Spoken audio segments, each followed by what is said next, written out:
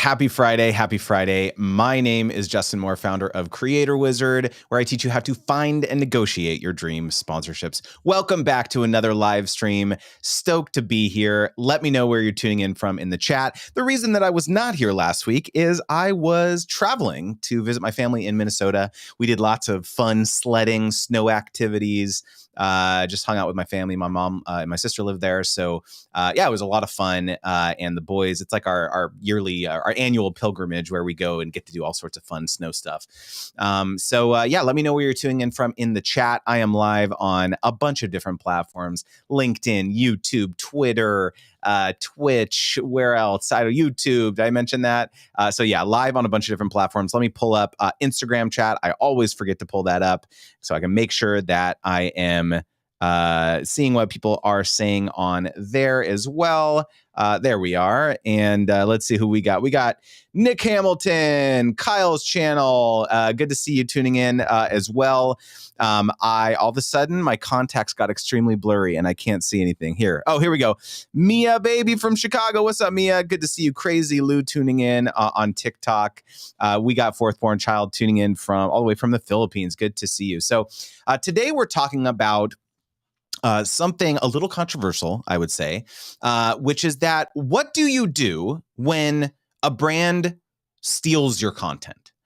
And because I want to talk about what not to do. The form that this takes oftentimes is, you will be minding your own business and perhaps one of your followers will DM you and say, hey, I just saw this random ad get served to me, or I saw this random brand using your content for an ad or something like that. And you're thinking to yourself like, wow, I definitely did not invite that brand or allow that brand to do that, and they most certainly did not compensate me. So what the heck am I going to do, right? And so yeah. Oh my gosh, we got Real Life B said, I just had this happen to me. Well, perfect timing. Perfect timing. Glad that we're going to be able to talk about this. And so I wanted to, obviously, on these live streams, my time is your time. So any questions that you have about sponsorships or brand deals or negotiations or anything like that, I will definitely be answering those a little bit later in the stream. But first, we're going to talk about this topic. What do you do when a brand steals your content? Okay, so again, I get these. I got a DM actually recently, and the creator said the following. They said, "Hey Justin, I would love your professional expertise on something. There is a skincare company running ads with a video of mine without my knowledge or consent. There was no contract, no agreement, or even a simple message asking to use my video. So how would you handle something like this?" So again, like drop a comment. Let me know if this has ever happened to you, because this is very common. But before I talk about what to do in scenarios like this, I want to first talk about what do you do when brands actually ask to use your content, but do not specify a budget or that they're going to compensate you. Okay. So when a brand slides into your DMs, but doesn't mention paying you, it can feel a little awkward. I get it, right? But you do not want to let that be the reason that you lose out on cold hard cash, because you should be compensated for this, right? You just need to politely raise the issue of payment without hyper focusing on it. So I have a template that you can use in your responses to the brand. So you can say something as follows: "Hey brand, it's great to connect and I'm honored that you liked my post," right? And then you can insert a sentence re-emphasizing why you love their brand or their product so much. You can say, "I'm absolutely interested in granting your brand the rights to repurpose my content. Can you share a few details such as how long the usage term would be," right? Also, are you looking to just repost it organically on your social handles or on your website? Or are you also looking to secure paid media rights? I'd also be happy to grant whitelisting rights if that's something that you're interested in. Let me know what budget you've set aside for this collaboration and we can talk next steps. Your name, right? So I have videos on going deeper on whitelisting and paid media rights and so on if you want to go deeper and learn about those terms. But this is the basic framework that you can use when you are responding to these types of inquiries, because you don't just want to go in, because the last thing that you want to do is make it seem as though sure, yeah, tag me, exposure, sounds great, awesome, right? Which almost never amounts to what you think it's going to, right? And so this is like, again, like it's really important that you're prepared and you don't let your excitement and your enthusiasm cloud your judgment, because you should truly be compensated for. Because look, if the brand didn't get your content to repurpose, right, to run ads or to post it on their social platforms or whatever, what are they going to have to do? They're going to have to go out and hire a production company, hire actors and actresses to star in that content, who they have to compensate. They're not getting that for free. They're paying the agency. They're paying the production company. And so somehow creators just gloss over this fact and don't understand the calculus that's going on in the brand's mind. Oh, let's just go get all this free user-generated content out there. And the tough part is that a lot of creators do say, sure, no problem, like use it for free. I don't care, right? But it's up to you to actually articulate why they have to compensate you, okay? So that's one scenario, okay? But what if brands actually ask to use your content for free, okay? So if a brand comes to you asking to use your content without offering payment, you should not immediately slam the door in their face, okay? Because this is a major signal that they find you and your content valuable. So your job is to illustrate and articulate why compensating you makes sense. So for example, you could offer to create a bunch of new assets specifically for that brand, right? In addition to licensing the original one that they reached out about. And obviously, they can still say no, but at least they now have a better understanding of your capabilities in case they ever want to run a paid campaign in the future, okay? So I think that's like a really important mindset shift. So when a brand reaches out, there's all these different scenarios of what could happen, right? They reach out, they offer, to compensate you. They reach out, they offer to not compensate you. They reach out, not specifying on budget. There's all these different, you should not say the same thing in each of these scenarios. In fact, this is like one of the major areas that I cover in my course, Gifted to Paid. I have a whole section on like a ton of templates of like how you should respond. Like when brands are reaching out saying, hey, we're not going to pay you, but oh, join our affiliate program, or oh, become an ambassador, or oh, our product is expensive, so that should be compensation enough, right? So there's all these different ways in which brands are saying, oh, we're not going to pay you, but you should not be saying the same, like, oh, I'm only accepting paid partnerships right now. Like, of course, boom, you just slam the door in their face, and that is not what you want to do. In fact, I'm going to give a womp. I'm going to do the womp. I'm doing the womp, guys. So I had to do the womp because that's not what you want to do. We got Divya tuning in here. I'm here just for the reels. What's up? What's up, Divya? Good to see you, dude. And by the way, for those of you who don't know Divya is my new part of my new editing team for my Creator Debates podcast, which, by the way, drops in 10 days. Can you believe it? It is January 20th. My new podcast is dropping on January 30th, and I could not be more excited. Mr. Producer USA tuning in the IG chat. What is going up? We got Mr. Producer, who is a producer of a bunch of my friends' podcasts, Brian and Paul. Good to see you, Mr. Producer. We got Durag Dev, the GOAT, Charlie Ray tuning in. What is going on? We've got... God, my contacts are like super blurry right now. It's like hard to see the chat. A carry-on-tra.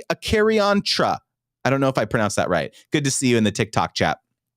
All right, so a couple more things I wanted to talk about this topic. So, okay, I know what you all probably want to know here is, what do you do when brands do not ask and just repurpose your content or use it for paid advertising? Not cool, right? Well, sometimes a brand is just going to download a piece of your content that you spent, let's say, hours making and just throw it up on their website without a single word sent to you, right? And that hurts, right? Maybe it's a brand that you actually quite liked, right? And this feels like maybe they're deliberately taking advantage of you.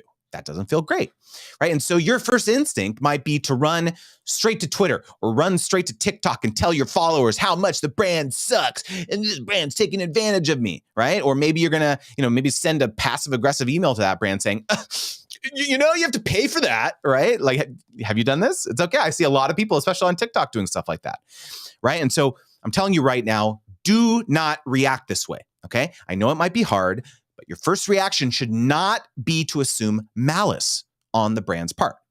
Yes, it's frustrating. And yes, it's hard not to view it as personally insulting. But I found that leading with empathy is always best. It's possible that the brand simply wasn't aware that repurposing your content from creators, was such a big no-no, right? So it's up to you to actually tactfully educate the brand on what's proper and let them know that, no, you aren't okay with this simply because it's an opportunity for additional exposure, or, oh, other creators never minded before, right?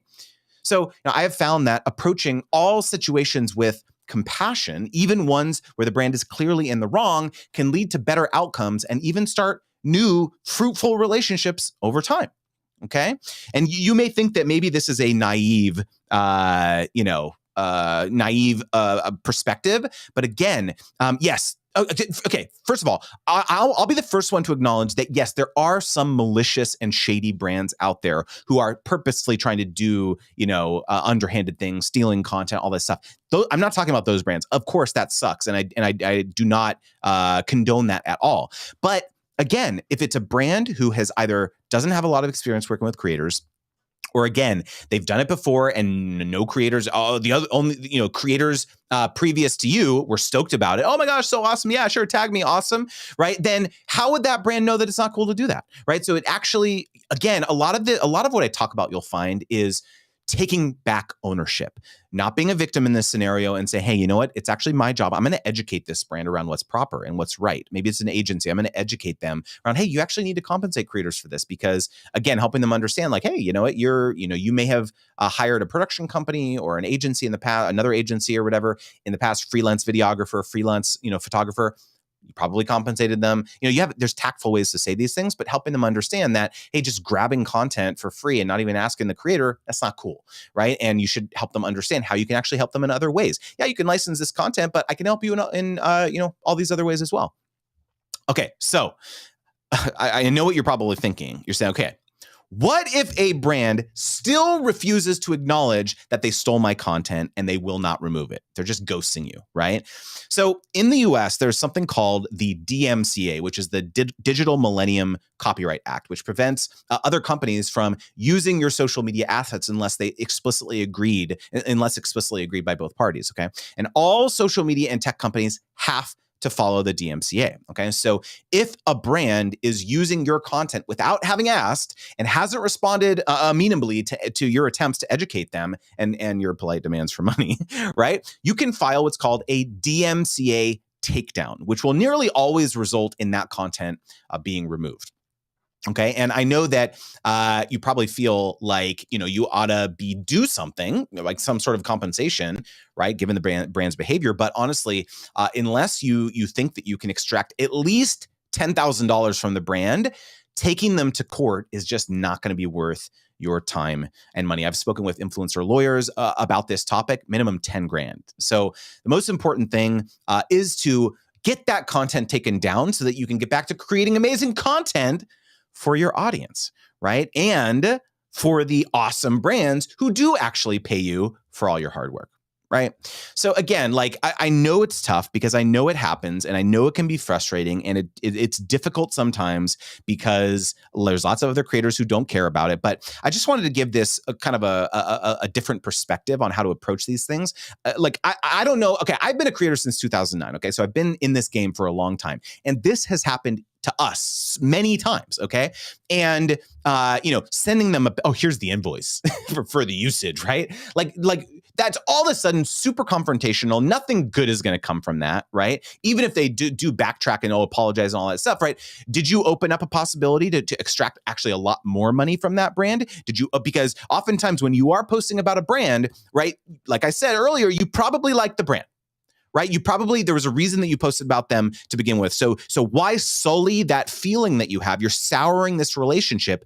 Give them the benefit of the doubt, have the conversation, and I guarantee you this can turn into something much more fruitful down the line. So again, like if you follow me, if you know me, a lot of, what I talk about is how can you approach these interactions with brands with empathy and understanding and build, kind of co-create, this, because the last, honestly, so many creators come into brand partnerships with this mindset of, okay, it's just this transactional thing. You pay me $1,000, I'm going to talk about your brand, and then I'm literally never going to talk to you again.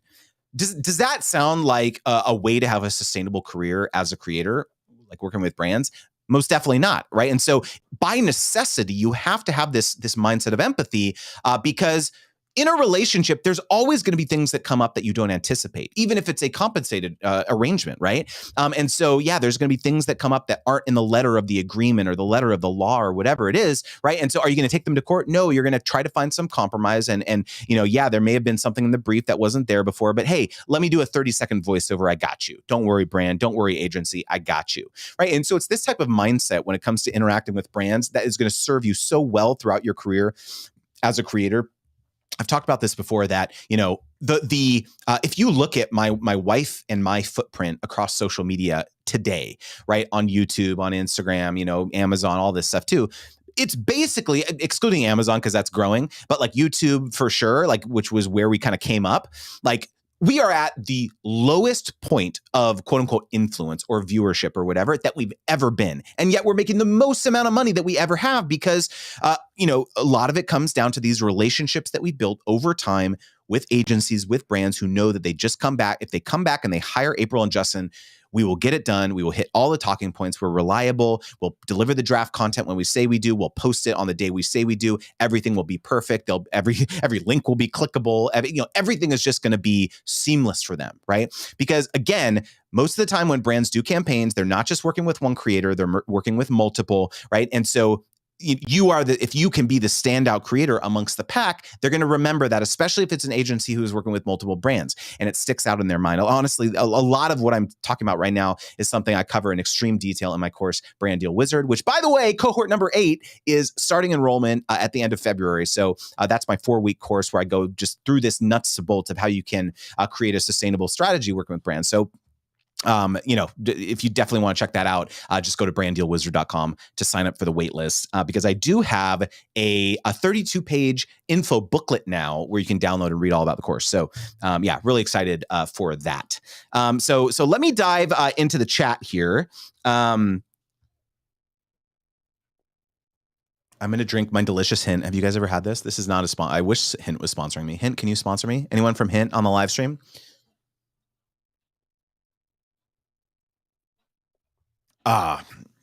My favorite is blackberry. Anyone have their favorite flavor of this? All right. I have a question here in the IG chat here. Okay, we got a question from Narcs. Does repurposing mean if a brand uses your content and tags you, or when they don't ask for permission and do it anyway? I have another. Okay, so let me. And this is kind of a semi-related question. Let's say you tag a brand in an outfit, for example, and they repost the post. Is that considered regenerating content illegally? Okay, so let me break this down. Okay, so repurpose the idea of repurposing in general is when not just a brand, but when you take your content that you've created in another format and repost it in a different way, typically. So let's say that you created an Instagram post, right? Or an Instagram video or something. Maybe a way to repurpose that content is you download the transcript of that reel that you made of you talking. Maybe it's like a get ready with me video or something. You repurpose that and you make a blog post about it. That would be repurposing that content, right? Or maybe you make a YouTube video, a long form landscape YouTube video, which you can then cut down and use it to generate reels or TikToks. In fact, that's what I do on this live stream. If you follow me on social media, especially TikTok and Instagram Reels, I've taken a little bit of hiatus, I must admit, on doing this, but I'm getting back into it because Divya in the chat is going to help me. And basically, I take these live streams and I download the replay of them and I chop them up into like 1-minute segments or 30-second segments where it's like a little soundbite, right? So that is what is something that's called repurposing, right? And so brands can also do this. So if you do a partnership with them, you create content on their behalf and they compensate you for this, hopefully, then this is something that you can offer. Like, hey, I'll allow you to repurpose my content, where that means that you can, repost it on your Instagram or, take a cut down on my YouTube video and put it on your social media, run paid ads with it. So that is what would be referring to as like repurposed content, so that you can get extended mileage out of it, so that they can extend the campaign, essentially, right? And then your second part of your question is, if you post an outfit and tag them and they, repost the post, this is what I'm talking about. It's kind of a gray area, right? Like, the reason that a lot of this happens is that, a a lot of brands think that if you are tagging them in content, it means that you are implicitly giving them permission to repost the content. And that's not true. And so the onus is actually on you to reach out. If you see that, to reach out and be like, hey, you can say something as follows, like, hey, I'm so thrilled, right? I'm so thrilled. Notice the language, notice the intonation, right? I'm so thrilled that you loved my content so much that you reposted it on your account. That is something that typically requires an investment. So let me know what type of budget you've set aside to secure those rights.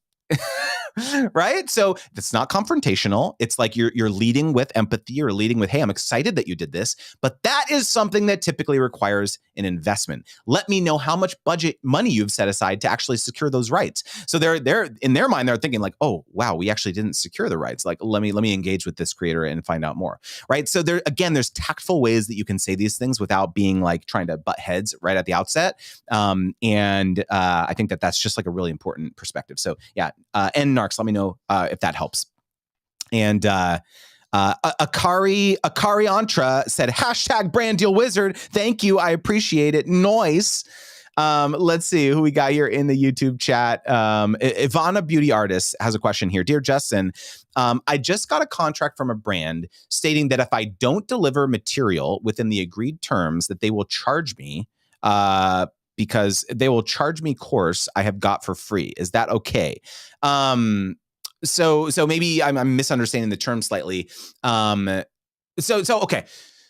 If I am interpreting this clause correctly, I have actually seen clauses like this. So sometimes brands will actually have clauses in their contracts stating that, hey, if you do not hold up your end of the bargain, if you don't deliver on time, or if you breach the contract, or if you do X, Y, Z, that you will actually be on the hook for maybe typically it's like up to the liability of like what you would actually be compensated. So if they're going to be paying you $2,000 or something, you could be on the hook for $2,000 if you don't like deliver within their terms. I almost always will strike something like that from a contract and say, hey, delete this clause. Like I'm not going to be on the hook for something like that. And so a clause that I believe is acceptable though is that if you are in breach of contract truly, and they have already paid you, right? So let's say that they pay you up front, or they pay you, 50% upfront, or whatever, something like that.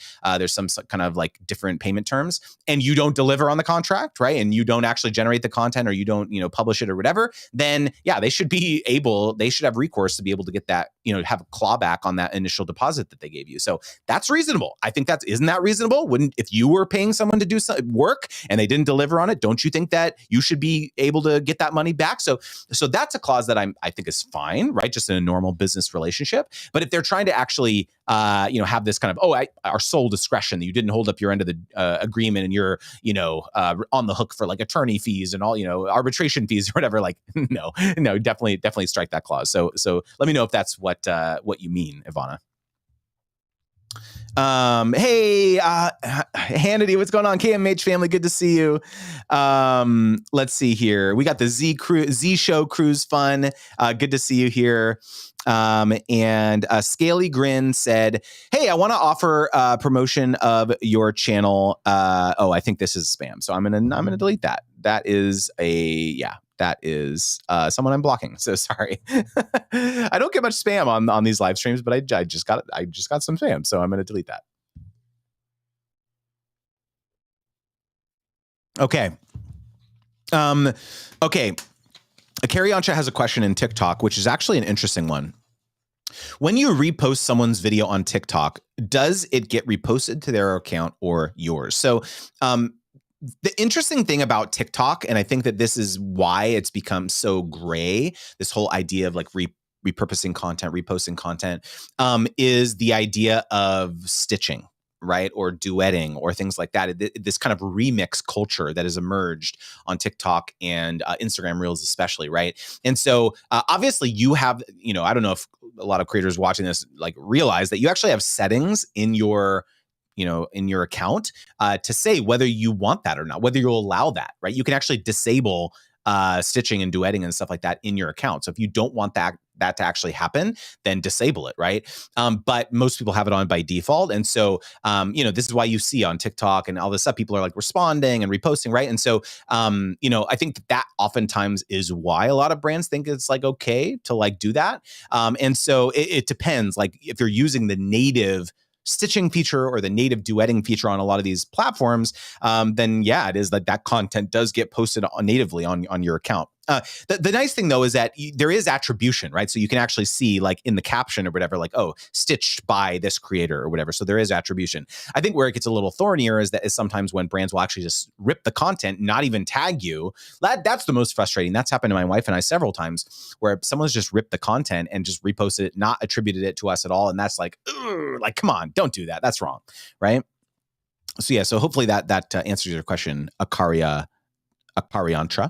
I hope I'm saying your name correctly. I don't know if I am. We got the Brim Factor tuning in on IG. Jackson McCalibrit, good to see you. Poncha Data, good to see you. So let me know what questions you have all around negotiations. If you're just tuning in here, I am a sponsorship coach, so I help creators find and negotiate their dream sponsorships. So that is what we on my Friday live streams. I help you with your questions, right? So if you don't have managers, I understand like if you're at the outset of your creator journey, it can be very difficult to like navigate this whole thing of like working with brands. And so that is what I am here for. So we have a question from Ann Guzman in the LinkedIn chat. Hey, Ann, good to see you. I am not sure if my question has to be about repurposing. If not, here it is. When you reach out to a sponsor about a potential partnerships that's related to topics you typically speak about on your podcast, it seems like it'd feel easier to make a connection as to why the fit is good. How do you make these connections if the product is completely unrelated to your podcast area of interest? Oh my gosh, Ann, I'm so glad you brought this up. This is a really great question and a really big myth, I think, for a lot of creators, which is that a lot of creators feel as though the only types of brands, or the only types of sponsors that could work with them on their platforms are brands that are directly related to the content that they create. So, I am a DIYer, or I do quilting or something, and so the only brand that I could work with is brands that are providing swatches or quilting patterns or yarn or fabric or whatever, right? It's like, oh, that's the only brands I could work with, right? But the most important exercise, the most important task for you is to understand not just the demographics of your audience, but the psychographics of your audience. Understand, what are their psychological characteristics? What types of jobs do they have? Where are they consuming your content? Is it in line at Starbucks for 3 minutes, or are they sitting down on a Sunday morning and reading through, all of your newsletters for the last month, or watching your long form, YouTube videos or live streams or whatever? Do they have kids? What's their household income? If you're comfortable asking that, you can literally ask them. You send a survey to them, a type form or a Google form, and you say, hey, I want to learn more about you. What are some of the brands and the products that you love? What are the things that are keeping you up at night? Tell me about, like the type of person you are. What types of TV shows do you watch? Like, understand more about them. Because guess what? When you have that, we are all, right? I bet you are a multifaceted person. You don't just love quilting. You love lots of things. Maybe I would venture to guess, right? I hope I'm not making a stereotype. I would venture to guess that people who are really into DIY and crafts and homemaking, maybe you homeschool your kids. Maybe there's a non-trivial segment of your audience who homeschools their kids, or you are, what's it called? Homesteaders, right? And so once you realize that and you think, oh, wow, like I actually have 33% of respondents on my survey, they actually homeschool their kids. Let me go reach out to ABC Mouse over here or something and forge a partnership and let them know that, hey, I have a huge portion of my audience who's your ideal customers. Let me do a plug for you in my quilting podcast, right? I'm just like making random examples up here, but like it's that broadening of the mindset of understanding like, wow, there's way more brands and products and services that I could potentially partner with now that aren't just directly in my niche. And yes, it may take a little bit more education for you to help the brand understand why. Is it right? It's kind of a little bit more orthogonal than they're used to. But because you're creative, because you are helping them understand how it can, you can help them access this new segment of customers that maybe they haven't tried to tap into before. That's what they're going to compensate you for, right? And so I love this question because I get it a lot, and I think it's like a big misnomer for a lot of creators. So yeah, hopefully that helps, Ann. And take a swig. All right. Jelly School has a question here. Jelly School, let me know like what type of content you create, because I see your profile photo. It looks like a big lollipop, and I'm really curious like what like what type of content you create, because that's dope. Hi, Justin. How big of a creator should I be to reach out to a very big sponsor? An old company who doesn't usually work with creators, but is a dream sponsor. Okay. Jelly School, I literally have no idea how many subscribers or how many followers you have, but my answer is now. How big of a creator do you need to be to reach out to a very big sponsor? Whatever amount of followers you have right now. Right? I am just the biggest fan of shooting your shot as a creator, honestly, because if what you're pitching is, oh, I'm going to get you in front of, my 1 million subscribers on YouTube, or, 2 million views per video or whatever. If that's what you're pitching, then yeah, you got to be big. But that's not what you should pitch when you reach out to a very big sponsor most of the time, right? Because again, like, it's your job to actually educate them why partnering with a creator like you makes perfect sense. Yeah, maybe you're not going to, expose them to hundreds of thousands or millions of people on views or impressions or downloads or blog posts or opens or whatever it is, whatever format of content that you create. That's not what you're pitching them. What you're pitching them is helping them understand how to break through and have a robust, compelling social media strategy. So maybe, I say this all the time, you're not just a creator, you are a consultant. You're going to analyze. So here's your task, Jelly. And Jelly said, oh, I share beginner 3D modeling tutorials. Great. Okay. So you say I'm tiny. Okay, that's fine. So what you're going to do, Jelly, this is my pitch for you. Okay, is you are going to spend 15 to 20 minutes, and I want you to do a holistic analysis on this brand's social media strategy. I want you to look at every single platform they're posting content. And if they're not posting content on a platform that you think they should be on, then you're going to develop a strategy and an outreach, a pitch or proposal for them to understand why they need to be on there. Maybe they're not on Pinterest, right? So you say you do 3D modeling tutorials. Maybe it's like some software program or something like that. And if they're not on Pinterest, I bet you could find that there is a non-trivial amount of search traffic every month for people who are looking for 3D modeling inspiration, or rendering files for their 3D printer or something like that. I mean, I have limited knowledge on that space, but I bet you people are searching Pinterest for that. Or YouTube, what if there is certain long tail keywords that you say, hey, you are a 3D modeling software. Maybe it's a 3D printer. Okay, I'm gonna pick 3D printer. That's I'm gonna assume that's who you're trying to target. Maybe you say to them, hey, you should be in the first search engine results for YouTube for these 5 keywords, I think, like best low budget 3D printer. I think you should rank for that on YouTube, and you're not. You're nowhere near there. I can develop a robust YouTube search strategy for you that actually will create will drive the needle for you on your own YouTube channel, not on my Jelly School channel. I'm going to actually create the content that you post on your own YouTube channel, where you can rank for these longer tail keywords, right? You tell me. And if they come to you and you say, oh, well, you know what? Those aren't the keywords that we really want to rank for. Okay. You say, okay, yeah, sure. Tell me which ones they are. I will make you content. I'll make you 5 videos all around this keyword. And by the end of 6 months, it's going to be a longer term strategy, right? But I am going to help you rank for those. And oh, by the way, guess what? I can help enlist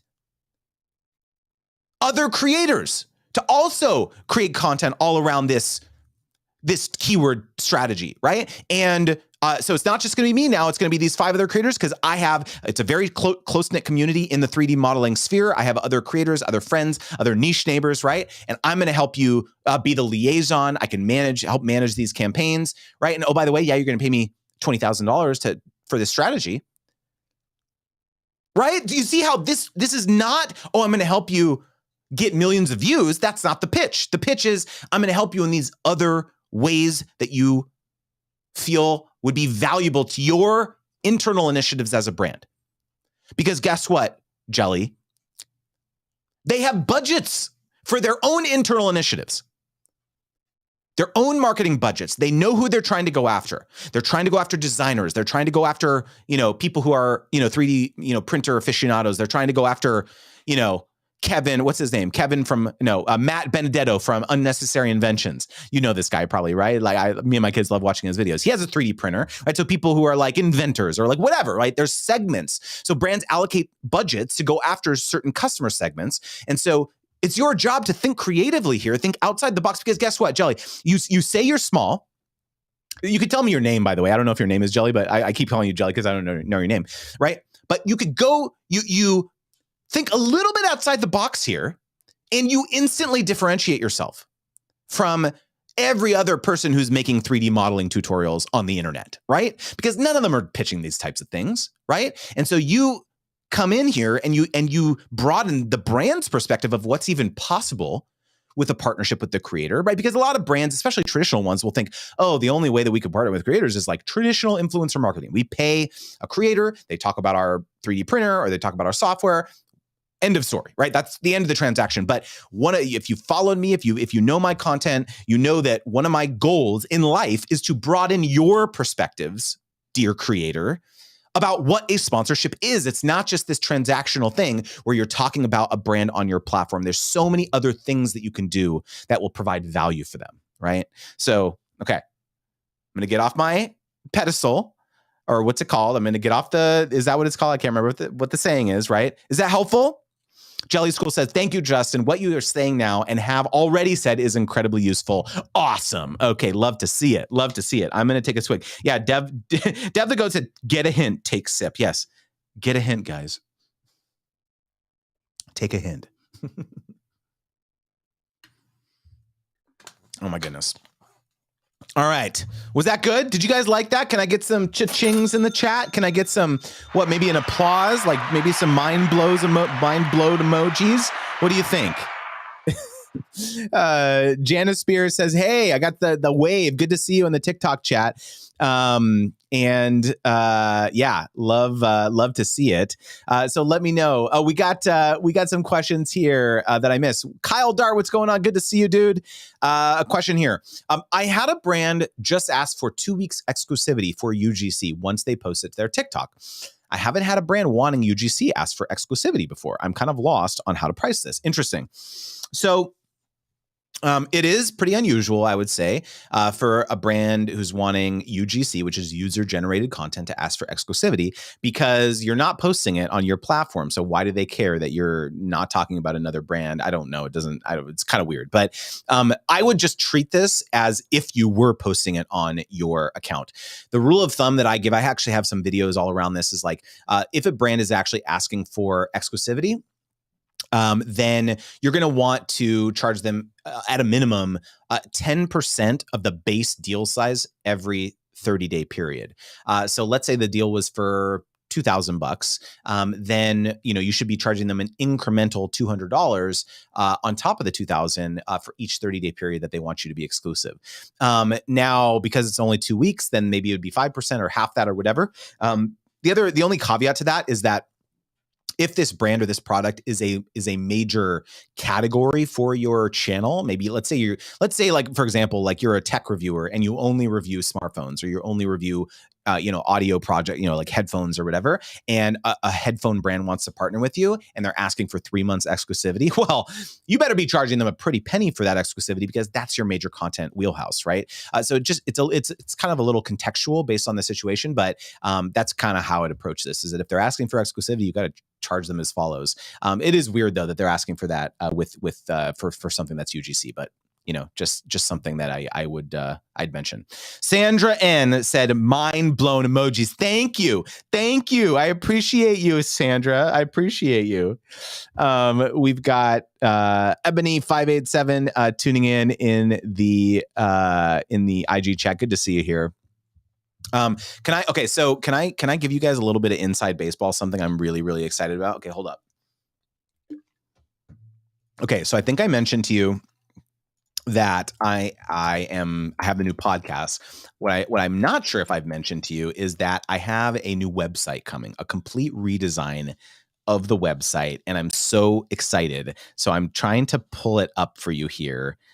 Because I really want you to check it out. And okay, it's not live yet. Obviously, I'm going to show you kind of like a mock-up of it. And I'm just so excited. I can't wait for it. Okay, hold on. Let me show you guys. I'm so excited. Okay, hold on. Let me share my screen. I've got all these things going on here. Okay, sharing my screen here. Okay. All right. So this is the mock-up of my new website.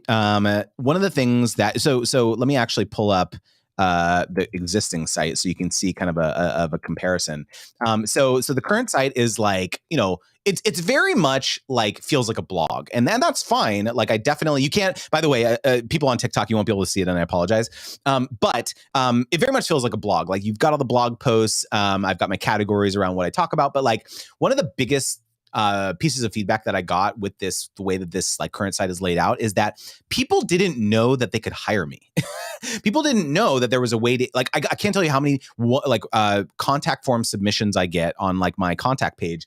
Do you do one-on-ones? Do you have a course? Like, it's like very, like even though I have courses up here, like, it's just like, people just didn't like realize that I was like a person that they could hire or that they could actually learn from in more detail. And so like that, and they didn't realize that there was this whole community around this, right? I have like this newsletter, I have like over 10,000 creators on there. And so I really wanted to make sure that the redesign, it made it much more clear that this is like a large community that I'm building here, right? And so as a result, where is it here? Boom. So as a result, you can see, find and negotiate your dream sponsorships, 10K, creator community. I wanted to really lean into a lot of the amazing testimonials that I've gotten over the last like 2 years teaching and coaching creators. So I have testimonials on there, make it really easy. Like you can, join my newsletter right away.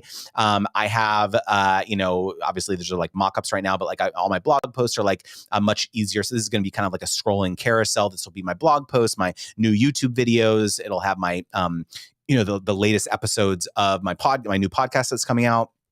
Kind of just much more kind of dynamic feel around my courses and hiring me for a one-on-one and so on. And then, much easier to navigate, like menu to find the podcast and my courses and my one-on-ones and my socials and stuff like that. And like, let me just show you like a quick like layout of the blog post too. It's just like cleaner, like much cleaner. I'm really excited. Still kind of a work in progress. Hopefully we're going to be launching in the next like T-minus 10 days or so. But what do you guys think? I know this is kind of like preliminary, but yeah, I'm just like super, super excited about this.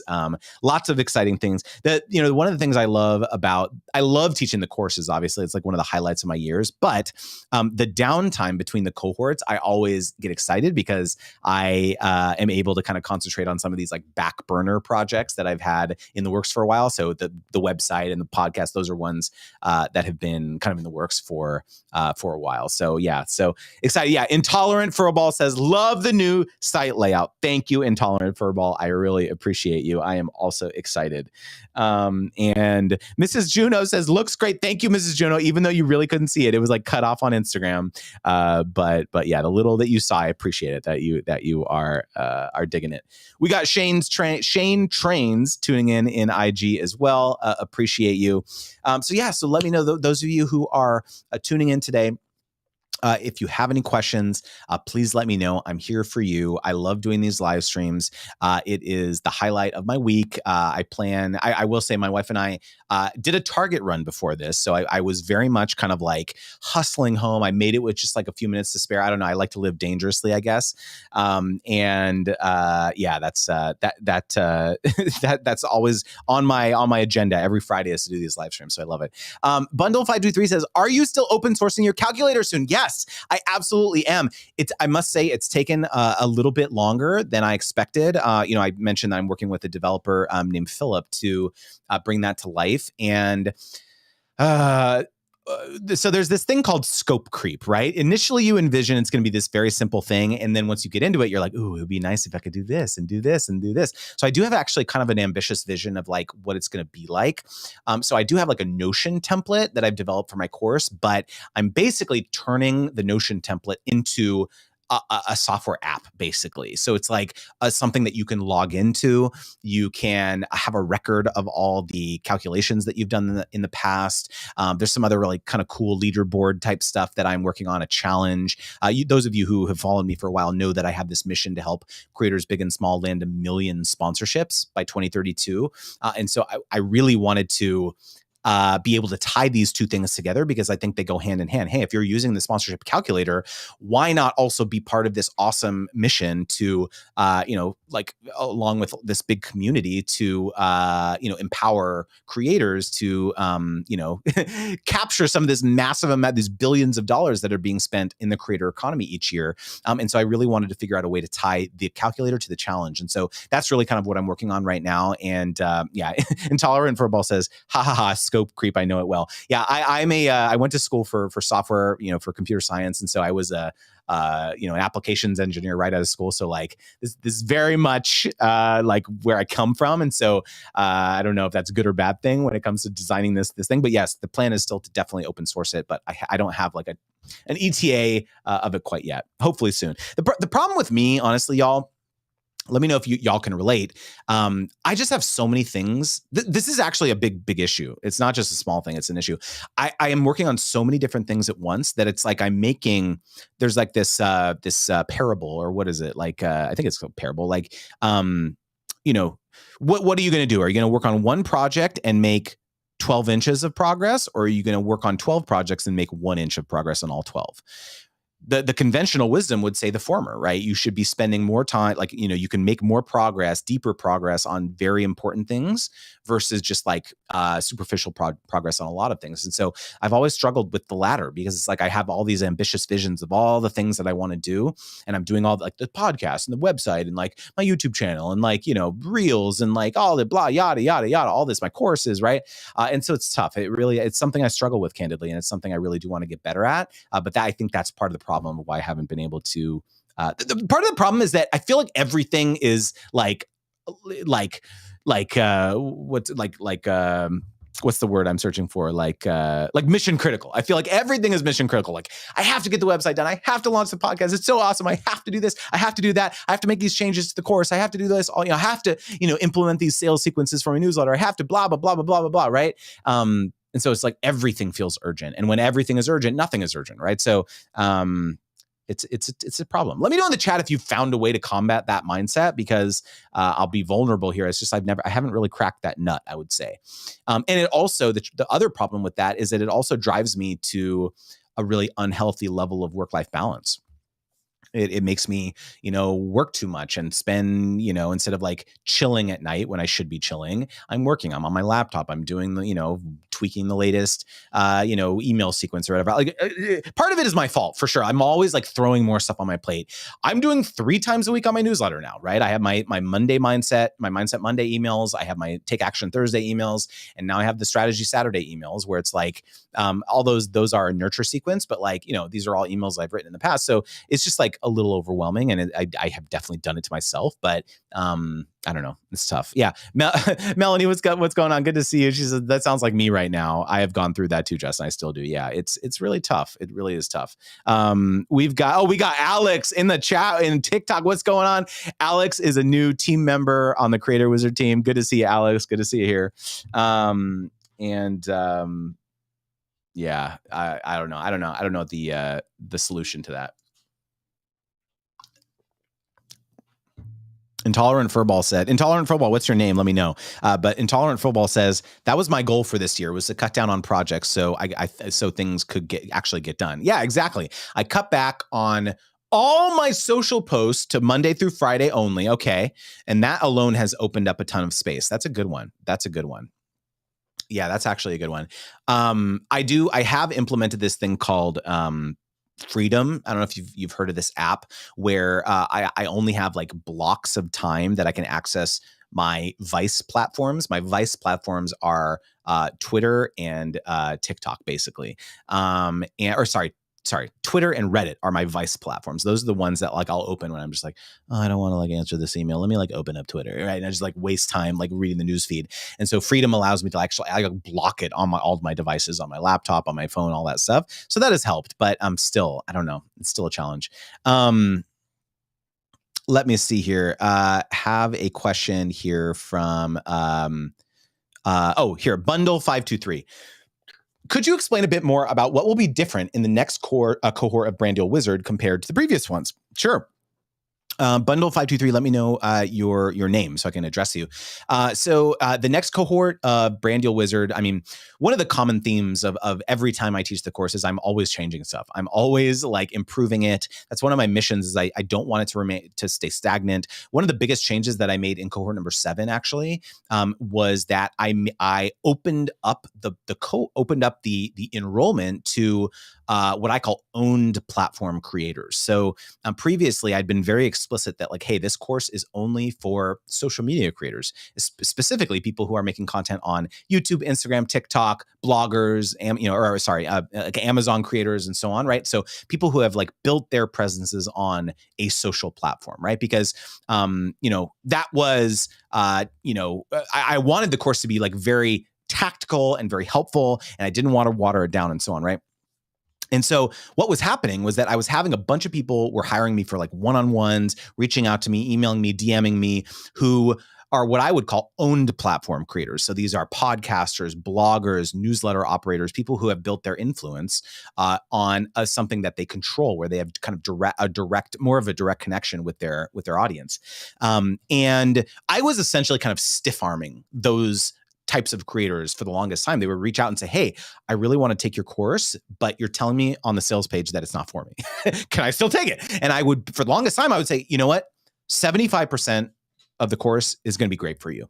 There's one of the weeks, which is kind of the execution, the operational week, that is very much specifically related to social media campaigns. And so that one might not be as relevant, but the rest of the course it's very, very applicable.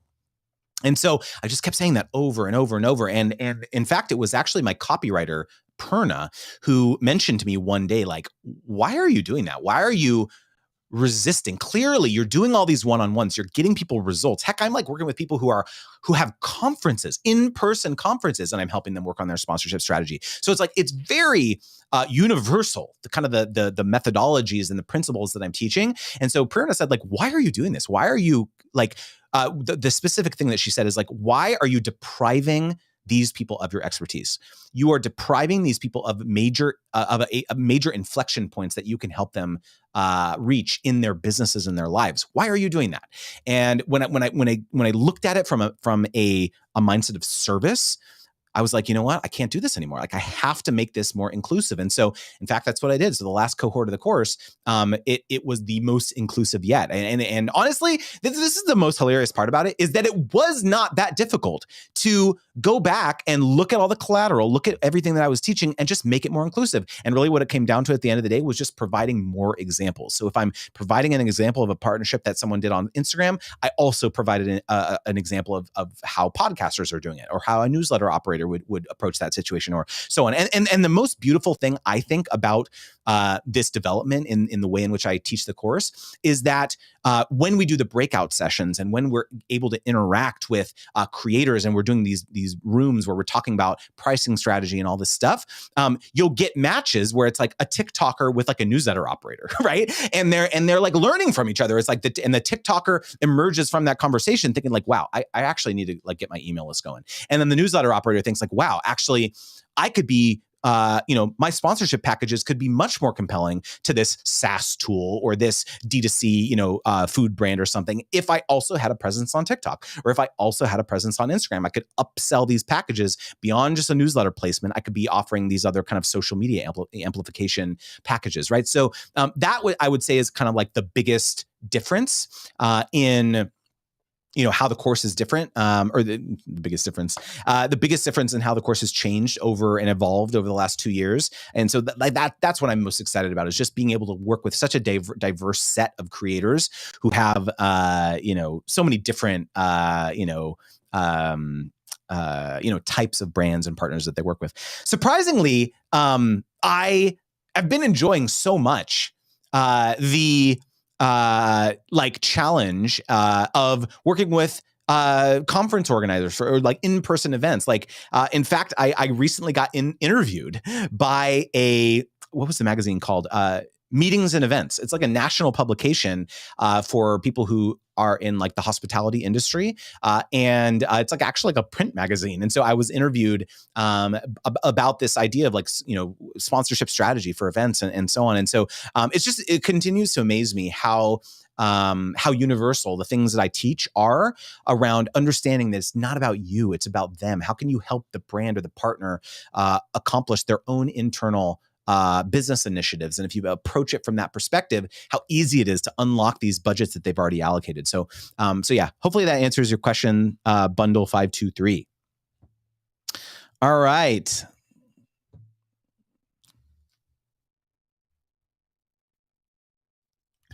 I just simply cannot believe how quickly these live streams go by. Crazy. We got, okay. Intolerant Furball. Your name is Misha. So good to see you, Misha. Misha has a question. Do you feel brands pass over creators who have only built up a community on one platform?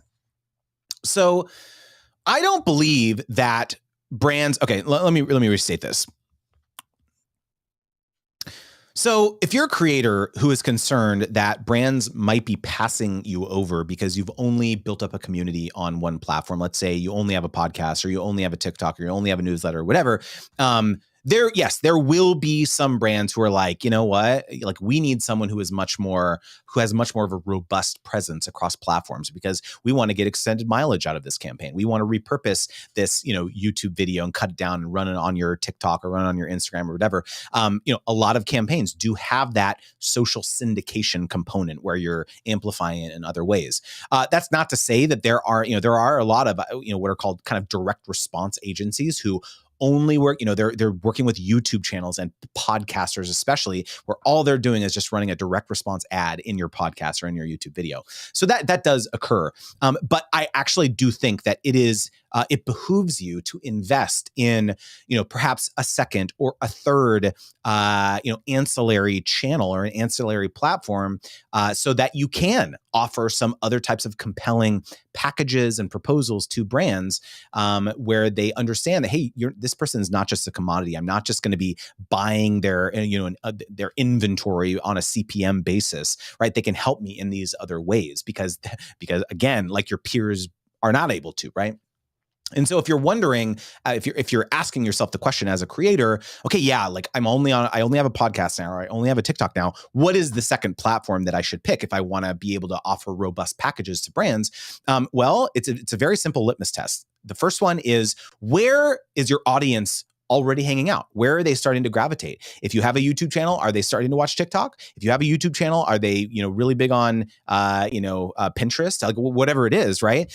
Because that's also represents an existential risk for your own creator business, right? If they're starting to spend more time on this other platform, well, you better start spending some time over there too, right? So that's number one. The second thing is, where are your dream brands starting to sponsor creators, right? So if you're seeing the brands that you may have worked with on YouTube or may have done ad reads for on your podcast, and you're starting to see those same brands partner with TikTokers or partner with, whatever, people in their WhatsApp communities. I heard that's a thing recently, right?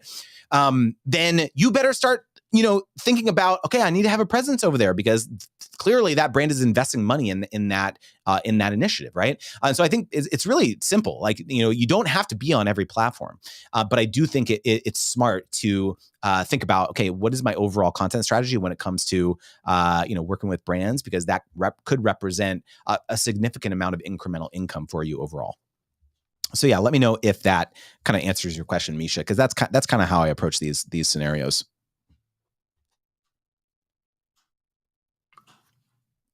I think we might have time for one more question, if you can believe it, because holy cow, the live stream is almost over. Sandra N said, wow, what a blessing it is to have so much to do and prioritize. #abundance.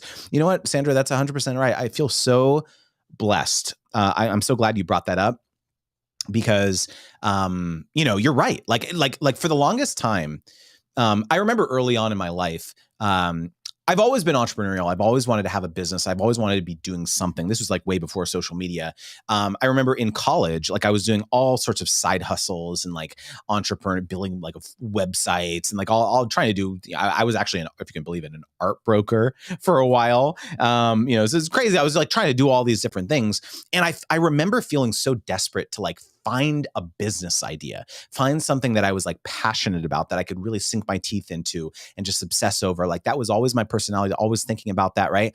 And it was always such a struggle for me. And to some degree, I had that. We had that, when we started YouTube, starting in like 2009 and creating content and doing the vlogs and the cooking channel and all this stuff too. But it really wasn't until about 2 years ago when I started educating folks all around sponsorships that I really felt like this is my thing. I have found my calling. And it took me 36 years, basically. I'm 36 years old, right? Or 34 years, I guess, because I started 2 years ago. Right. And so like, that's a beautiful thing. You're 100% right. I feel so blessed that, I finally have like found the thing that I can obsess over for the next 50 years because I just love it that much. I could talk about sponsorships and partnerships and until the day I die. And that's honestly why I know that I'm going to win in the long run because there may be other people who talk about partnerships and all this stuff too. But like, I don't know. I feel pretty sure that pretty much everyone else is going to get super bored talking about this for 20 years, 30 years. I definitely am not. Right. So I think that's like, if you look at if you extrapolate this to your own passions, to your own creator business, whatever you're doing, if you just have this like unparalleled ability to like hyper focus on this niche or this thing, and that you'll love doing this for like decades, then you're 100% going to win. Like that's the other thing too. If you think about the amount of content that I'm generating on a weekly basis, like I'm generating multiple pieces of unique content, long form written content every single week, publishing them on the blog, repurposing them for Twitter and LinkedIn and all this stuff too. Like the amount of content that I'm going to generate over 10 years or even over 3 years or 5 years is going to be so staggering. If I'm writing a unique piece of content every single week, that is so much content, right? So from an SEO perspective, from an inbound lead perspective for coaching and my courses and all that stuff too, like there's no way this doesn't turn into a massive, massive business in 3-5 years. Like I'm sure of it. It's already become huge, right? And so like if I've already been able to like move the needle this much in 2 years, like imagine where it's going to be in 10 years. That like is so exciting to me, honestly. Right. And so like honestly though, like it's not about the money to me. It's about the impact. It's about the mission that I have of helping, creators big and small land 1 million sponsorships, remember? And so like that's really what gets me out of bed every day. And honestly, if I focus on helping people, if I focus on serving people, the money will come. Like I'm not worried about that. I know it will, right? So yes, anyways, thank you so much for tuning in to this live stream each and every week. I see some of the same folks tuning in every week, and it always means so much to me. And so I will see you back next week for another live stream, and I hope you have a wonderful weekend.